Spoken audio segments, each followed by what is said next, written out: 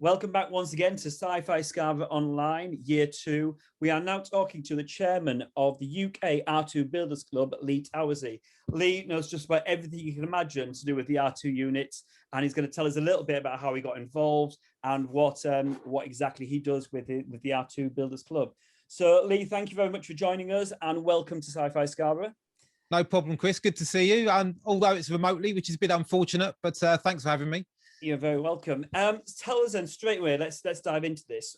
What exactly is the R2 Builders Club?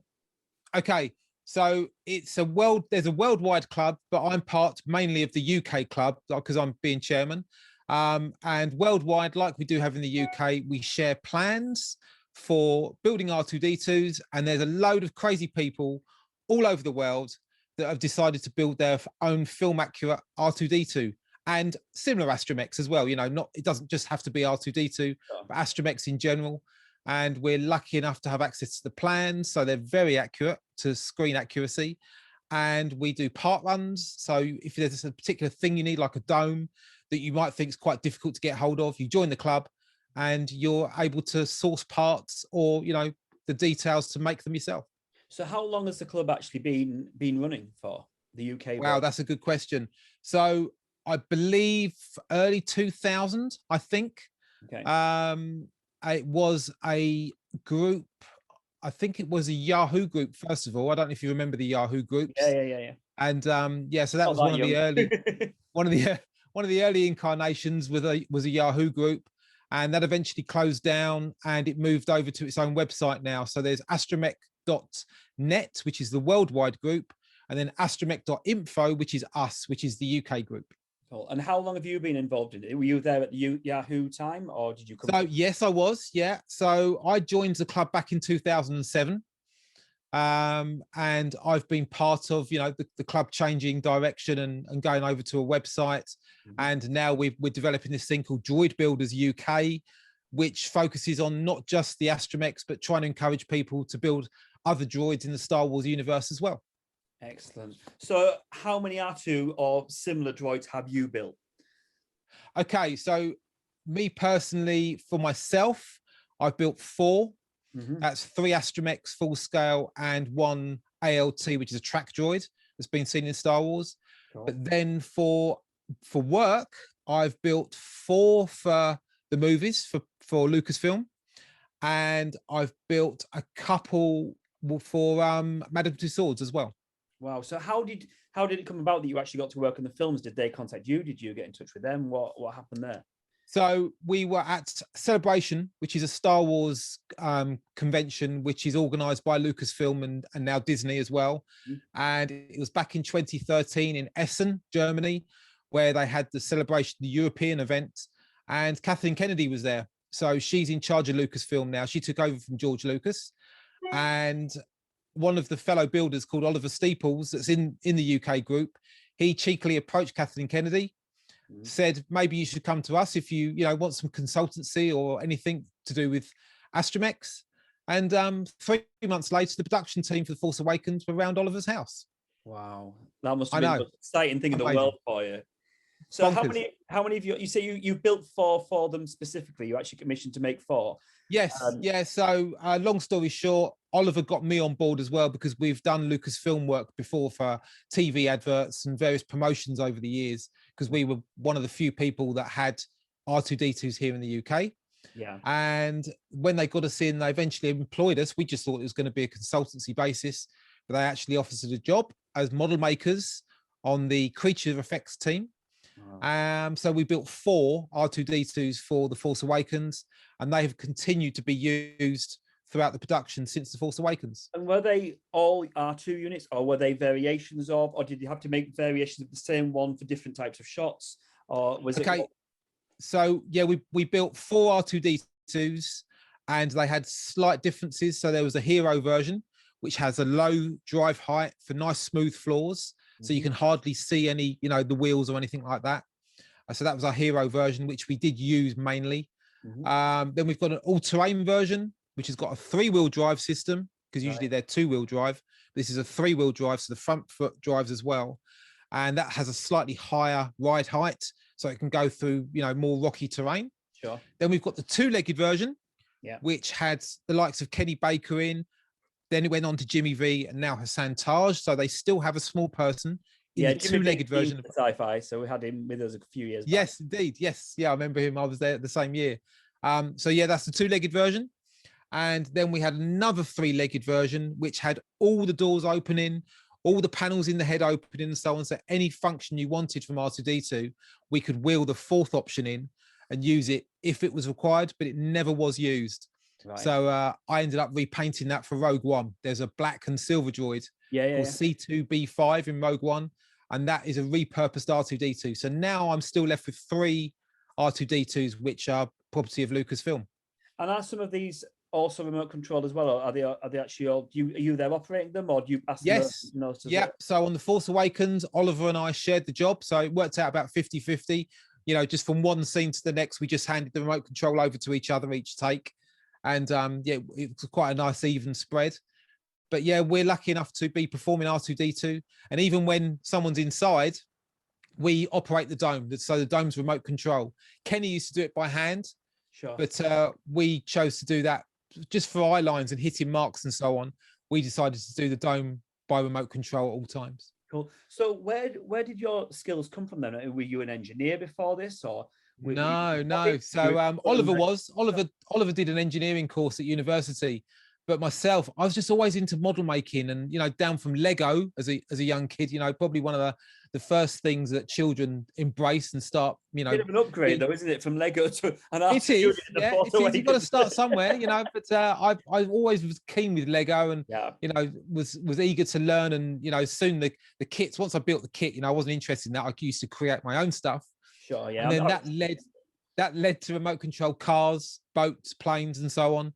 And then the remote control toys got bigger and bigger, ending in R2-D2, of course. Wow. And how long, if I said to you, right, build me an R2 unit now, and it's the only thing you're working on, how long would it take you to go from a fully working remote control, all the flaps opening, all the lot? How long is it going to take you? Wow, I could definitely do it within a month. Wow. Yeah, I could definitely do it within a month, maybe quicker, maybe 3 weeks. Is that because you've now got all the sort of parts ready and the molds ready, all the bits, you know, sort of able to source it so much quicker now? Yeah, as it happens, I do have most of the parts to build an R2-D2 here in stock. But equally, you know, there's so many different approaches. People that build their R2-D2s, depends what different people have different levels of skill. You can't know everything because there's a lot of electronics involved. But if you prefer using wood, you know, if you want to cut it with wood, you can. Wow. The most expensive version is all aluminium, which is then you need to either have access to the materials to buy them in, or access to a machine shop to laser cut them and so on. Or if you join the club and you're lucky enough, you can just harvest parts from the club and buy them in, you know, with the aluminium parts. And other people build them out of plastic as well. So they cut them out of thin styrene, 1 mil styrene, and cut the skins by hand, which is a, you know, real painstaking job, but it's very satisfying when you achieve that. Or 3D printing now, of course. The 3D printing world has had a massive, you know, boom for all sorts of fan made things, and R2-D2s included. You get fully 3D printed R2-D2s now. Yeah. So how many people are in the group fully active, should we say, and really working? How many people would you say overall in the group? I mean, is it like thousands that are in the group, but then you've only got 100 making them? How big is this club now? Good question. So we're up to, I think, a couple of thousand within the group, but actually active members, I would say 100. Right. That's all. Yeah. People have joined years ago, you know, and maybe have built their R2-D2 and moved on to another project, which is why they're not active. But actual active builders and people that either own R2-D2s or in the process of building an R2-D2 in the UK, I would say it's close to 100 people. Wow, cool. So do you see yourself doing this for many more years now then? Is this your life now? Yeah, I love it. As long as I love it, I will continue to do it. You know, I'm in a fortunate position. I think I've got the best job in the world. You know, I'm doing what my hobby was and still is, and now I'm being paid to do it. There's a great bunch of people at Pinewood Studios that I work with. We're making Star Wars films and TV series, you know, so that's awesome. Yeah. And and I still come home and I'm sitting here in my workshop. You see various, you know, part built droids behind me, and I do it in the evenings and weekends as well because I love it so much. So, you know, when you've got a job that you love that much, it's perfect, isn't it? That's what like. yeah, I do realize how lucky I am. You know, I pinch myself every now and again as I go into Primer Studios still to this day, you know, what, 7, nearly 8 years on since when I started. And yeah, I just love it. So I will finish when I get fed up with it, or someone decides it's time for me to go. See what happens first. So you say you've made 4 for yourself. What are the main differences? Are we talking? I know you said about the different ones for the films, but the ones for yourself then, which would you say is your most complicated or impressive project that you've done out of all the droids you've made for yourself? Okay, so it's the second droid I started to build, but it's the one I've only finished more recently. It's been the longest build I've ever done, and that's an R2D2, which is all aluminium. Right. Because all my other builds have either had like a part timber or part styrene, you know, part plastic, but this one is all aluminium. Right. So that's been a labor of love, and I'm nearly finished because it's got all flaps open in the dome and so on. How long has it taken you then, this one? When did you start? That one has probably taken me about 8 years. Wow. Yeah. A 3-week job there then. This is no, that's not a 3-week job. No. When you again, it's because it's a hobby, you know, you've got to enjoy these hobbies. You know, anyone doing a hobby, you know, would agree. If it's building Lego or, you know, making costumes or anything like that, you just do it when you enjoy it, when you're in the mood. It shouldn't be a bind, you know, oh God, I've got to go and do that again, you know. So that's probably why it's taken me so long. Plus I've got so many other hobbies on at the go at the same time as well, that it's difficult to focus. Is there any more like linked to Star Wars, hobbies wise and so on? Or what are the other ones? Well, the only other hobby I've got really it's still Star Wars related, is collecting the 3 3/4, the astromechs. Yeah. So I've got, I don't know, 200-300 different ones of them now. So that's a hobby, that just a collecting hobby. But other things, I'm mad on 3D printing and resin printing. I love that. I've just finished a Dejeric chess table. I've just printed a full scale Dejeric chess table, so I've done that, which was a nice, you know, distraction from normal droid building. Still Star Wars, but yeah, that was good. I'm always building stuff. So were you at the cinema for the first episode back in the 70s, 1977? I was, yeah. I was only one. I had to wait to the videotape before I was watching it again and again. So it's a bit different for me. So yeah, I was only 7, but it was one of the first films I saw, and I can remember being there with my mum, and it just blew me away. You know, it's the first sci-fi thing I saw, and you know, it was just, yeah, it blew me away. I saw on a TV this big, and I still thought, wow, look at the size of that ship. You know, because before these big wide screens that we have now, right, you know, of course, and the videotape that wears out because it's on every single day watching the same film again and again. But it is, you never imagine about that. You thought, oh look, I'm going to build one of them one day and work. Absolutely, yeah. So R2D2 and Hammerhead were my favorite characters from the original Star Wars. Hammerhead, I was always fascinated because those eyes, how are those eyes moving on that? You know, I didn't understand animatronics at 7, of course, and R2D2, of course. So yeah, I'd love to go back to my 7-year-old self and say, you know, you're going to be building that for Star Wars one day, you know, yourself. So it's amazing. It's bonkers. So let's go a bit more Star Wars as well then. Which film you have to choose? The one that you watch forever and you get rid of all the rest. Which is your Star Wars film to go to now? It can't just because your droids are in it. It's got to be because you enjoy the film the most. Okay, so that was yeah. I was going to say people are going to go mad for me saying The Force Awakens because, you know, the memories it brings to me. But I've got to say New Hope. Yeah, it's got to be the first one, Episode 4 for me, A New Hope, because that's for me where Star Wars began. You know, for a lot of people, that's where Star Wars began.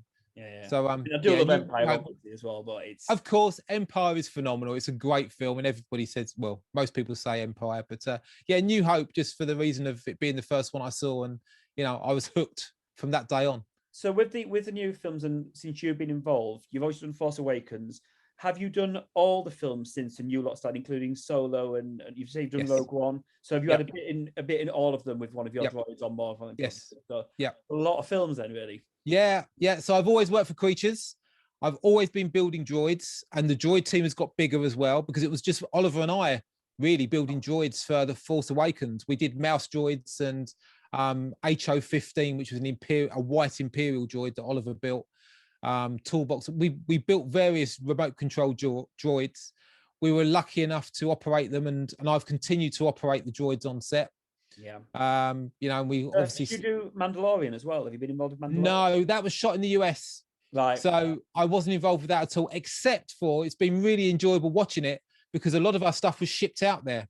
Right. So still, And I didn't know what had been I didn't know what had been shipped out there. So it was spot the droid and spot the creature from my workshop, you know. So some of my droids popped up in Mandalorian as well, which was phenomenal. I've got to say, Mandalorian. I do so wonder where are they going to film the new Obi-Wan Kenobi show then? I mean, is that going to be over here? I wonder, because that's all going to be kicking off soon, isn't it? So that could I be quite an wonder. exciting one. That would be great to work on it. So it would be, yeah, it would be. Yeah. So is there anything else? Let's forget about Star Wars for a second. If you could build props for any other TV show, what would you want to build? If you had someone says any sci-fi fantasy show you're in charge for a day, what are you going to make? Johnny 5. Oh yeah. I'd love to build Johnny 5. Yeah, well, make one anyway. Bring it to Sci-Fi Scarborough. Well, there is one actually. There's one in North Wales, right. And it's amazing. And I haven't seen it yet, but I've seen it on the Zoom chats we've been having during lockdown, and it is so cool. So yeah, I'd like to see that. Let's get in touch with that person who's on that one, please. Because we'll have to get him. We'll have to get him to Sci-Fi Scarborough. And I've got to say, I've missed not coming to your event for the last 2 years. You know, this year and last. It's been very, very strange for us as well because the years have flown by. And it's on again. It's on again. It's not happening. Yeah. 3 years before we get back, like everyone else. I mean, but let's be honest, we can be back bigger and better because it'd be nice to be fresh and a couple of year breaks. So now it's like boom, everyone's gonna be so excited to come back and go again. Of course, of course, and hopefully we'll be all well and dusted with this COVID, you know, by next year, and everyone will be more confident to go out to events and so on. So, you know, it should be good. And I must say, I've been preparing for Sci-Fi Scarborough during lockdown. Okay. I don't know if you can see them, but behind me there's a yellow, pink, and red droid. Yeah. So these are mini versions of the track droid that I've made a full-scale version of. Okay. And we've designed a track that we've made portable, and we're going to bring it to Sci-Fi Scarborough, and we're going to allow people to just race around this track. And we've got lap counters and stuff. Yeah. So we've got mini remote control droids we want to bring to your event. We were hoping to do it last year even, you know, and I've just been making more and more of these little droids for more people to race at the same time. That'd be great. And we'll have some prizes and stuff as well, of course, and giveaways for people to just come along, come and say hello and talk about droid building and just have a go with the remote control droids as well, hopefully. I couldn't believe 2 or 3 years ago, whenever it was, how many droids turned up at our event. You know, it was just insane, that massive long line of them. I was like, this, because the first year, I think, or second year, we had like 1 or 2, you know, and it just went bigger and bigger and bigger. And it is a special thing because the little kids just seem to believe it's real, and it's got that. Absolutely. Even now, hasn't it? So it's next year is going to be a great year, I hope. I mean, everyone's getting vaccinated now. Surely we're back to normal for next April. And absolutely, and we love your event. You know, it's a great event, so we always look forward to coming. We love having you there, mate. It's fantastic. Yeah. Anyway, we're going to leave it there. It has been fantastic to talk to you. Just look forward to seeing you next April.